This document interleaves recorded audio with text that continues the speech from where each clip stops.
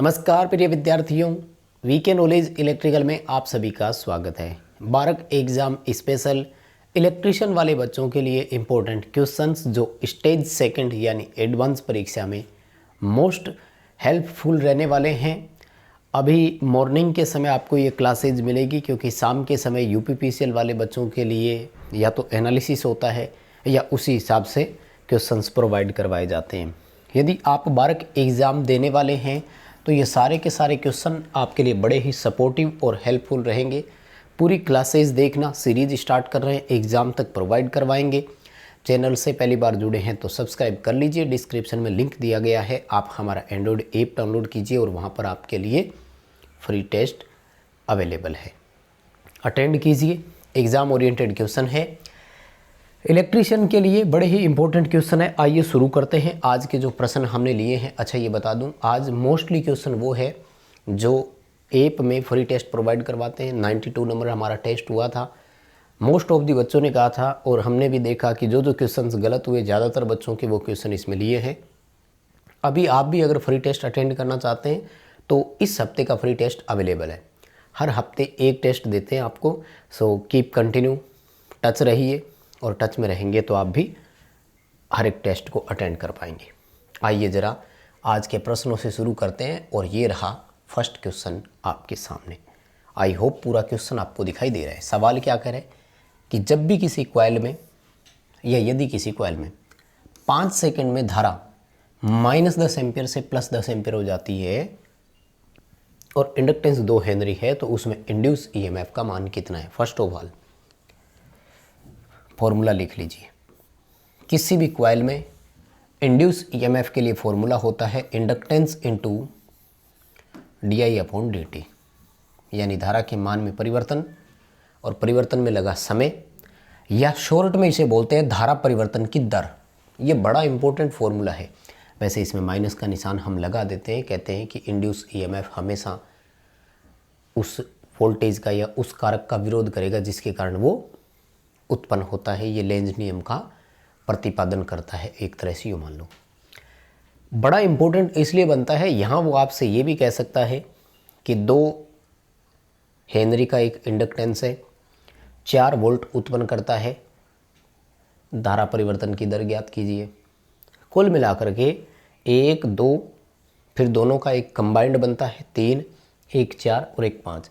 इस फॉर्मूले से 5 न्यूमेरिकल बनते हैं। I would like to request, मैं निवेदन करूंगा आप इस चीज़ों को पढ़िए और कोई एक आंकड़ा आप अपनी तरफ से रख करके सवाल बनाइए। जैसे अभी ये है तो इससे 5 क्वेश्चन आपको बनाने चाहिए। खैर आंसर करते हैं, जानकारी इतनी बहुत है। इंडक्टेंस देखो 2 हेनरी दिया है। धारा के मान में परिवर्तन कितना हुआ बाद में बताएंगे। परिवर्तन में लगा समय देखो स्पष्ट दे रखा है, 5 सेकंड लिख देता हूँ। बहुत सारे बच्चे ना यहाँ कंफ्यूज हो रहे हैं। अब देखो भाई, करंट इस डायरेक्शन में थी, यहाँ से 0 होकर के इस डायरेक्शन में पीक वैल्यू पर गई है। यानी पहले 10 एम्पियर प्लस का था, 0 फिर माइनस, या फिर पहले माइनस का था फिर 0 और फिर प्लस का। ओवरऑल परिवर्तन कितना हो गया हमारे लिए? परिवर्तन 20 एम्पियर का कहलाएगा। ठीक है ना? तो यहाँ पर 20 लिखो और अब इसको हल करो। कितना उत्तर आएगा? 8 वोल्ट। ये रहा। बताओ सवाल समझ में आया क्या? समय लगेगा। किसी बच्चे को लग रहा है कि थोड़ा धीरे बोल रहे हैं, भाई मेरे बोलने की कैपेसिटी ऐसी है, तो आप YouTube पर वीडियो को बाद में देख लिया करो। और आपके लिए फिर YouTube ने स्पीड डबल करने का ऑप्शन प्रोवाइड करवा रखा है, राइट? स्पीड भी ऐसी है और बोलने की कैपेसिटी भी इतनी है। इसके पीछे कारण है कोई, आपको बताएंगे कभी, ठीक है ना? क्योंकि थर्मल में पोल्यूशन बहुत है और राख का सीधा असर कहाँ फेफड़ों पर जाता है आपको पता है। सवाल देखो, डीसी मशीन में प्रत्येक चालक चुंबकीय अभिवाह है। अभिवाह है फ्लक्स को हिंदी में बोलते हैं, फ्लक्स इंग्लिश का शब्द है, से पर होता है और इसकी में स्थित होता है। सवाल क्या पूछ रहे समझ ही नहीं है आधे से ज़्यादा बच्चों को। ये टेस्ट में बहुत सारे बच्चों को गलत हुआ था। फ्लक्स के साथ रिलेशन कैसा है, वो किस तरह से उसके साथ संबंधित है। भाई मशीन दे दिया, आप मोटर मान लीजिए, जनरेटर मान लीजिए, दोनों का कॉमन मानकर चल सकते हैं। सिंपल बात है, फ्लेमिंग का लेफ्ट हैंड लगाओ या राइट हैंड रूल लगाओ। उसने क्या कहा था कि फलां फलां हाथ की अंगूठा और प्रथम 2 उंगलियां परस्पर समकोण हो। कैसी हो? परस्पर समकोण हो, मतलब 90 डिग्री के ऑप्शन आएंगे, या तो ए या डी। सीधी सी बात है, काट दो इनको। दूसरा क्या कहता है कि अगर हमें टॉर्क या ईएमएफ उत्पन्न करवाना है तो वो हमेशा कैसा होना चाहिए, उसकी जो घूमने की दिशा है उसी में होना चाहिए, क्योंकि घूमने की दिशा चालक और चुंबकीय फ्लक्स में अगर उचित संबंध होगा तो ही मशीन वोल्टेज बनाएगी, अदरवाइज तो वो अवशिष्ट चुंबकत्व का अपोज करेगा और बैक ईएमएफ या जो भी है वहीं नष्ट ही हो जाएगा। डी उत्तर आएगा। 90 डिग्री का अंतर होता है, घूमने की दिशा में ही वो उसकी गति आती है। ठीक है, अच्छा क्वेश्चन है, ज़रूर कवर अप कीजिएगा। सवाल देखो तीसरा, ये वैसे यूपीपीसीएल यूपी आर्मिनल के लिए भी है, आ चुका है क्वेश्चन उनके पेपरों में भी। क्वेश्चन पूछ रहा है कि कठोर चुंबक हेतु सेथिल्य लूप को इंग्लिश में बोलते हैं हिस्टैरिसीस लूप, ब्रैकेट में लिखा हुआ भी था। निम्न में से कौन सा सत्य है? सही स्टेटमेंट बताना है। किसके लिए? कठोर चुंबक के लिए, हार्ड मैग्नेट के लिए बात कर रहा है। देखो, मटेरियल जितना हार्ड होगा ना, रेजिडुअल मैग्नेटिज्म यानी अवशिष्ट चुंबकत्व उतना ही अधिक होगा। रेजिडुअल मैग्नेटिज्म जिसका अधिक होगा उसकी कोर्सिविटी यानी निग्राहिता बल भी अधिक होगा और उसकी धारण क्षमता को भी अधिक बोलेंगे। ठीक है, तो धारकता यानी धारण क्षमता अधिक होगी, निग्राहिता अधिक होगी और हिस्टैरिसीस लूप का क्षेत्रफल बहुत बड़ा बनेगा। जैसे यूं चलाना है ना, तो पहले सैचुरेशन के लिए यहाँ जाएगा और फिर यहाँ से लूप आएगा इसका, यूं ऐसे ये बनेगा, तो इतना बड़ा हिस्टैरिसीस लूप कहलाएगा। ये देखो, तो ये वाला जो पोर्शन होता है ना, ये हिस्टैरिसीस लूप होता है। जैसे वायु के लिए कहते हैं सबसे पतला होता है, एक सीधी रेखा के रूप में होता है ना। डी उत्तर करना। हिस्टैरिसीस लूप का क्षेत्रफल बहुत बड़ा होगा, निग्राहिता अधिक होगी, अवशिष्ट चुंबकत्व अधिक होगा, धारण क्षमता अधिक होगी, फिर वो सारे आ जाएंगे उसमें। ठीक है, क्योंकि ये नैरो बैंड का ये क्वेश्चन में आ सकता है, पेपरों में सवाल पूछ लेते हैं, उनका कोई भरोसा नहीं है। देखो अगला क्वेश्चन देखो, भूमिगत केबल में यानी अंडरग्राउंड केबल में इनमें से कौन सा इंसुलेशन के लिए सबसे अधिक उपयोग की जाने वाली सामग्री नहीं है? ध्यान से देखना, नहीं है पूछ रहा है। अब देखो भाई, अगर सबसे अधिक है ये पूछ लेता ना, तब तो हमें ऑप्शन में जाना है इम्प्रेग्नेटेड पेपर, सबसे ज़्यादा काम में लेते हैं और पेपरों में सवाल आ चुका है हाई वोल्टेज केबल के लिए। लेकिन अभी यहाँ से पूछ रहा है, तो यहाँ से है ना, हम इम्प्रेग्नेटेड फाइबर का कभी इस्तेमाल नहीं करते, सी उत्तर करना। ठीक है, सिंथेटिक रबर का इस्तेमाल हम करते हैं, वार्निश कैम्ब्रिज ये हम इस्तेमाल करते हैं, और पेपर तो सर्वाधिक है ही। पेपर में सवाल आया हाई वोल्टेज केबलों में इंसुलेशन किसका होता है, बहुत इंपॉर्टेंट क्वेश्चन है और सबसे ज़्यादा बार रिपीट हुआ है। इम्प्रेग्नेटेड पेपर करना, उसका उत्तर आएगा पेपरों में, फिर कभी क्वेश्चन सामने आ सकता है। बच्चों को लगता है हाई वोल्टेज में पेपर कहाँ से, ये पेपर वो नहीं है, दूसरा पेपर है। खैर, सी उत्तर रहेगा। आगे चलें, साथ साथ कर तो रहे हो ना सवाल। पांचवा क्वेश्चन देखो, इलेक्ट्रॉनिक्स में से है, क्या कह रहा है? क्वेश्चन कह रहा है कि बिना किसी बाहरी वोल्टेज के, है ना, दिखाई तो दे रहा है क्या? हाँ, स्क्रीन पे थोड़ा उल्टा है तो समझ कम आ रहा है। बिना बाहरी वोल्टेज वाले पीएन जंक्शन के बीच स्वीकारक और दाता, एक्सेप्टर और डोनर आयन के बीच विद्युतीय क्षेत्र को क्या कहते हैं? फर्स्ट ऑफ ऑल ध्यान रखना, जंक्शन के आसपास दोनों ओर का जो क्षेत्र होता है उसे हम अवक्षय क्षेत्र बोलते हैं। वहाँ आयन्स की स्टेबिलिटी होती है और एक इलेक्ट्रोस्टैटिक फील्ड का निर्माण करते हैं। यानी ये जंक्शन है, तो जंक्शन के दोनों ओर आयन्स जो होते हैं इनको स्थिर आयन्स बोलते हैं। अब आयन्स अगर गतिमान नहीं है तो धारा का चालन तो संभव नहीं होगा। इन आयन्स के द्वारा निर्मित इस क्षेत्र को इलेक्ट्रोस्टैटिक क्षेत्र, स्थिर वैद्युतिक क्षेत्र बोलते हैं। इसे ही हम अवक्षय परत बोलते हैं, डिप्लीशन रीजन बोलते हैं, और इसे ही हम बैरियर बोलते हैं। ठीक, ए ऑप्शन के साथ जाएंगे, आपका भी सही हुआ, उम्मीद कर रहा हूँ। अच्छा पेपर है, अच्छे क्वेश्चन है।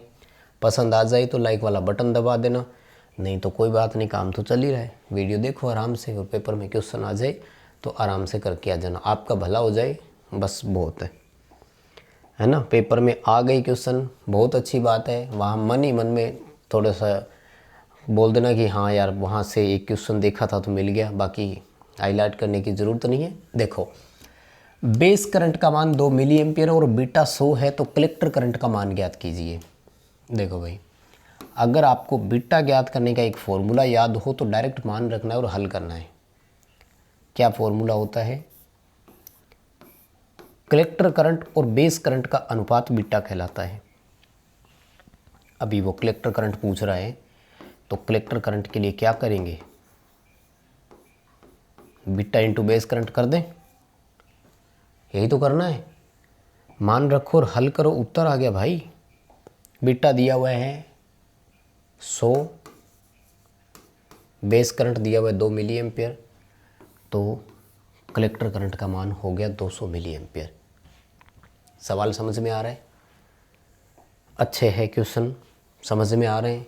सीरीज़ कंटिन्यू चलेगी, क्लास आपको ज़रूर मिलेगी, चाहे सुबह मिले या शाम, मिलेगी ज़रूर। देखो क्वेश्चन क्या कह रहा है, सवाल ये कह रहा है आपसे कि एक शंट जनरेटर है, उसकी आर्मेचर में 10 एम्पियर धारा है और फील्ड वाइंडिंग में 6 एम्पियर की धारा है, उसमें से लोड करंट का मान बताइए।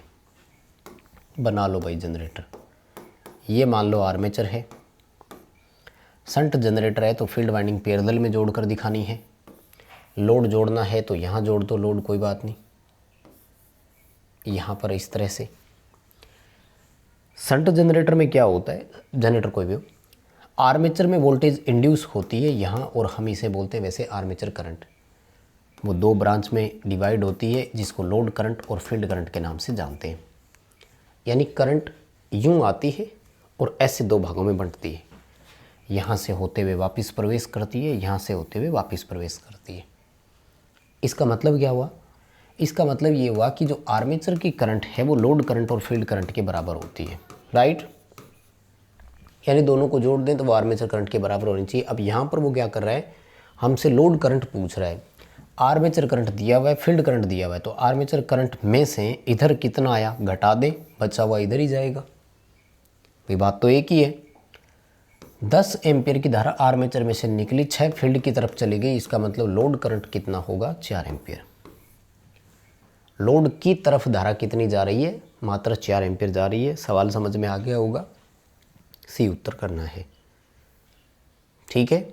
अगला सवाल देखो, 8वां क्वेश्चन क्या कह रहा है कि किसी ट्रांसफॉर्मर में किस राशि में परिवर्तन होने से ईएमएफ उत्पन्न होता है। किस राशि में अगर चेंजेज आता है तो ईएमएफ उत्पन्न होता है। देखो विद्युत वाहक बल जो ईएमएफ होता है ना, वो फ्लक्स परिवर्तन की दर के समानुपाती है। आपको याद होगा जो हमारे फेराडे का नियम लागू होता है, वो क्या कहता है कि प्रेरित ईएमएफ जो होता है वो फ्लक्स परिवर्तन की दर के समानुपाती है, यानी di/dt या d∅/dt लिखते हैं। इसका मतलब है कि जो मैग्नेटिक फ्लक्स है उसके मान में अगर परिवर्तन होगा तो वोल्टेज पैदा होगी। अगर स्टेशनरी यानी स्थिर चुंबकीय क्षेत्र होगा तो कोई ईएमएफ पैदा नहीं होगा। वोल्टेज तो हम बदलते हैं अपनी आवश्यकता अनुसार, करंट आवश्यकता अनुसार अपने आप बदल जाती है और फ्रिक्वेंसी चेंज होती नहीं है।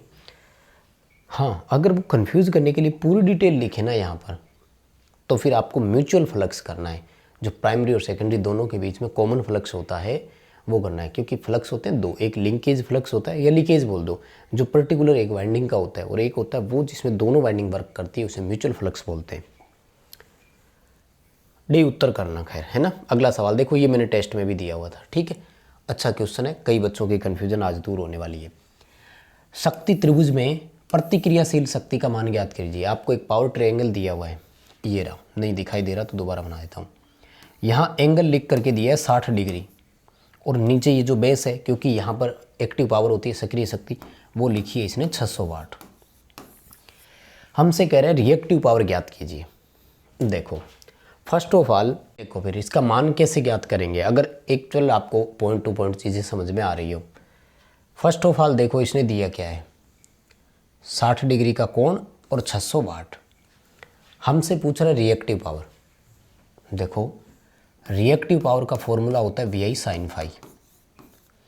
फाई जो होता है ना वो लगभग सेम रहता है, यानी 60 डिग्री का मान यहाँ से रख लेंगे, लेकिन VI का मान तो हमें मिले।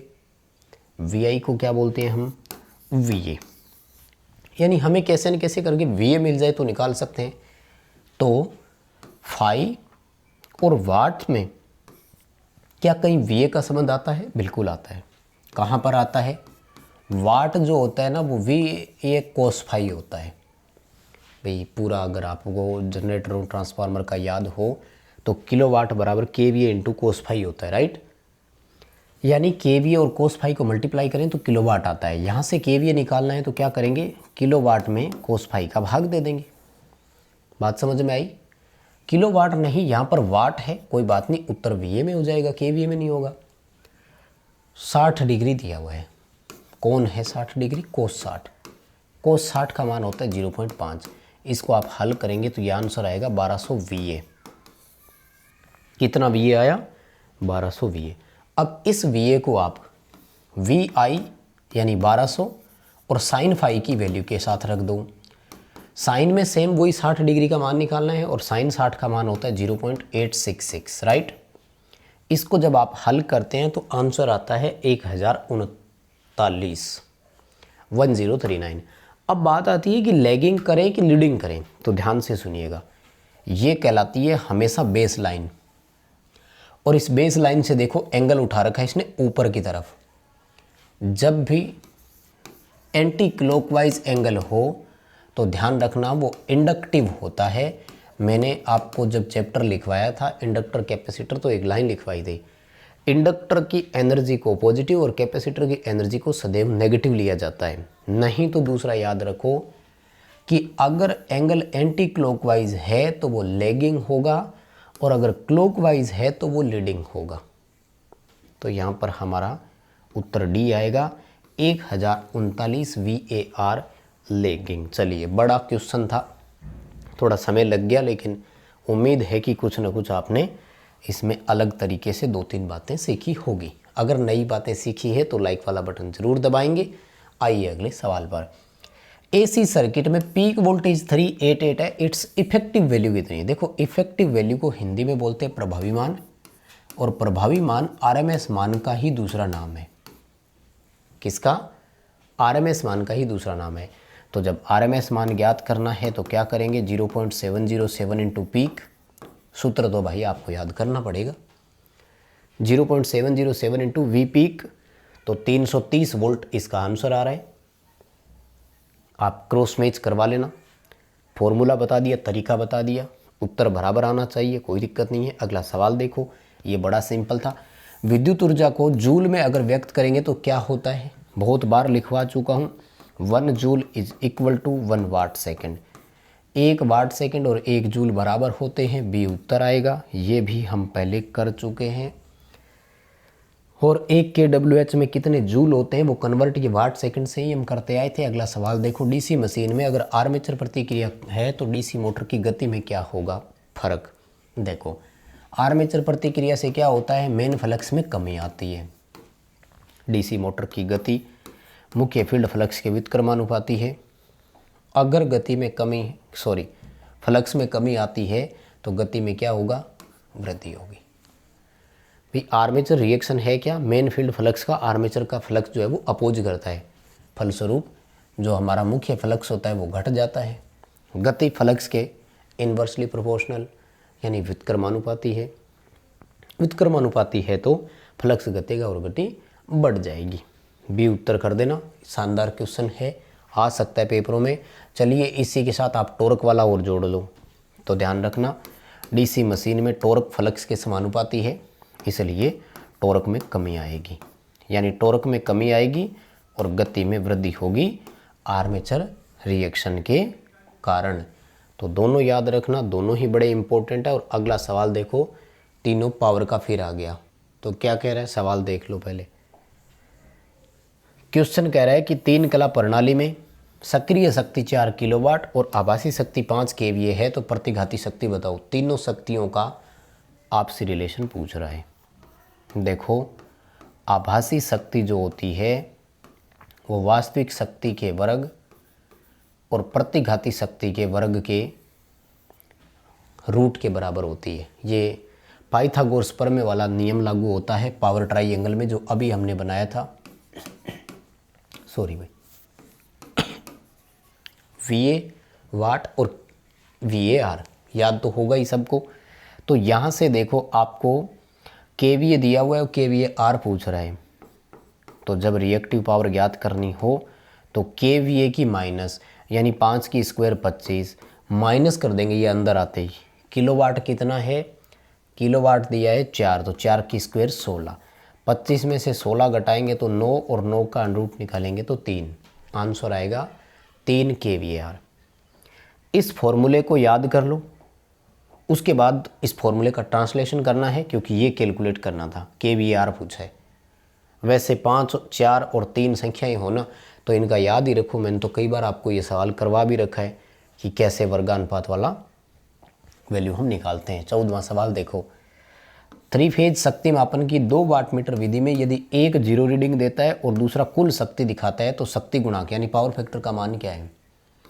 शक्ति मापन की 2 वाट मीटर विधि है, पहला जीरो रीडिंग दे रहा है और दूसरा बता रहा है power is equal to total power watt meter की रीडिंग के बराबर है।